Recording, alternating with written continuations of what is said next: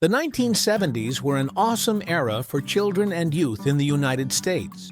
During that period, individuals, devices, and technological advancements were far simpler and, in certain respects, even superior to what we have now. Looking back, it all seems quite amusing. How did we ever manage with that prehistoric technology and those cars? How were we captivated by those old-time films and TV programs? How did we ever decide to sport such ludicrous hairstyles? And the list goes on. It's utterly baffling. How could we have been so quaint, yet so humorous? Indeed, it's remarkable.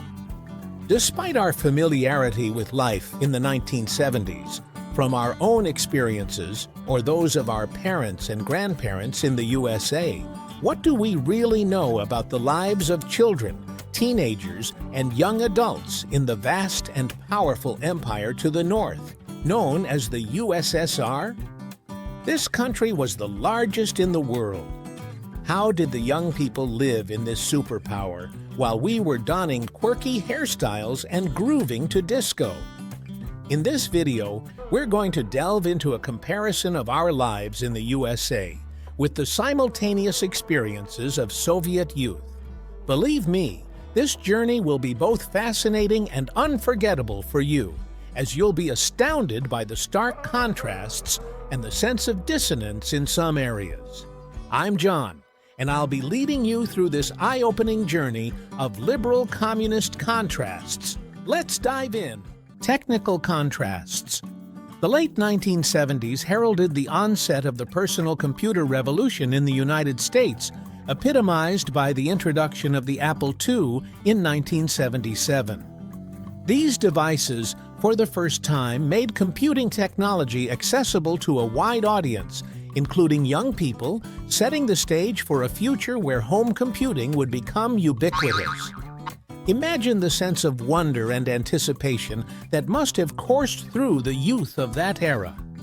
Previously, computers were gargantuan devices that occupied entire rooms, accessible only to a select few specialists in universities and major corporations. Suddenly, there emerged a device that one could own and use in the comfort of one's home. The Apple II was more than just a machine with buttons and a display. It represented a gateway to endless new possibilities. The arrival of computers sparked a wave of curiosity among young people. They weren't just interested in playing games, though that was certainly a popular pastime. A pioneering spirit led some to delve into the world of programming. Remember BASIC?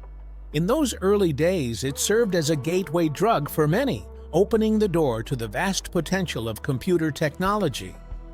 Programming, once a realm reserved for professionals, became accessible to a new generation. While the interfaces were clunky by today's standards and the capabilities limited, the enthusiasm was infectious. Young people, united by a shared passion, traded programs and games on cassette tapes and floppy disks. They gathered to discuss their latest creations, sharing knowledge and fostering a vibrant community that fueled innovation and creativity. This was more than just a hobby. It was a genuine culture built around these revolutionary new machines. What was going on in the USSR at that time? In the 70s, while kids in the West were playing Space Invaders on fancy computers, Soviet teens were rocking a totally different tech scene. Think record players, radios, and the coolest gadget ever, the cassette tape recorder. Unlike in the West, where such devices were commonplace, in the USSR, only in a big city was such a device not something special. If you lived in a small town or village, the value of such a device was much higher. One of the most popular brands of Soviet cassette recorders was the Vega brand. I bet $100 you haven't heard of it. But for Soviet youth, that cassette recorder was pure gold. It was like having your own personal DJ. You could record your favorite tunes from the radio, blast your own mixtapes, or even record yourself rapping. because who didn't dream of being a Soviet rap star? I'm kidding. Unfortunately, Soviet rap did not exist. The tapes themselves were a treasure. Blank ones were hard to find and pre-recorded ones were expensive. So every song that made it onto your tape was a true favorite. Certainly, the young people in the Soviet Union didn't have access to the latest technology, but they found their own unique ways to enjoy themselves. I believe they were often just as content as American youth, who had the era's finest technologies at their fingertips. I personally would love to experience that era's simple and carefree vibe, where the simple joy of listening to a cheap, hissing cassette tape could bring immense happiness to you and your friends. Well, we've looked at how the lives of young people in the USA and USSR differed technically, but let's explore something more abstract. How about their experiences at summer camp? Quite intriguing. Let's dive in. Camp adventures. Imagine you're 12 years old, it's a hot summer, and you're going to summer camp. But where? In the USSR or the USA? Hey camper, freedom reigns here. You choose what you want to do. Sports, swimming, theater, drawing, music. There are tons of options. You live in a cabin with 4, 8 other kids, sometimes even with amenities. The food is often very diverse. Pizza, hamburgers, hot dogs, ice cream, a paradise for a foodie. And there's entertainment for every taste. Discos, movies, amusement rides, contests, trips to the city. The main thing is to have fun. Entertainment, self-expression, and new acquaintances. That's what awaits you. Now let's go back to the USSR. Greetings, pioneer. Your morning starts with Zaryadka, exercise, a lineup where the flag is raised, followed by Otriadnie Dela, squad activities. You can choose a kruzhak, club, to your liking. Drawing, dancing, radio electronics, sports. You live in a domik, small house, with your friends, boys and girls, separately. Amenities are always outside, but that's not a problem. It's even more enjoyable to do it outdoors. The food is simple but healthy and filling. Porridge for breakfast, soup for lunch, cutlets with mashed potatoes for dinner. Sometimes they treat you to dumplings, a holiday. And in the evening, songs with a guitar, outdoor games, bonfires, hikes, Zarnitsa.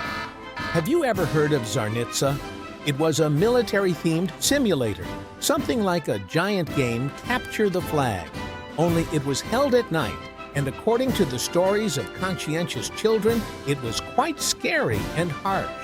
As a result, the main thing in the USSR camp is the team. Friendship, mutual assistance, and discipline are the main values. As you can see, children in the USA camps had a great time. They enjoyed amenities and delicious food, and I would call personal freedom the main value. The main idea of children's camps in the USSR was the upbringing of collectivism and patriotism. I don't want to say that collectivism was not fostered in children's camps in the USA, but this idea was definitely not the main one, you see? Among the advantages of children's camps in the USSR, it can be highlighted that children from different social strata could rest together, while camps in the USA could be expensive and not accessible to everyone. And you know what's the most interesting thing? It doesn't matter where you relax, the main thing is with whom. But still, which camp would you go to yourself? Additionally, in this issue, I would like to delve deeper into how these two superpowers celebrated Christmas and other major holidays, what kind of gifts children received, as well as compare and highlight any unique or unusual aspects of these traditions. However, I've decided to tell you about it in the next episode to avoid overwhelming you with information. See you soon, friends!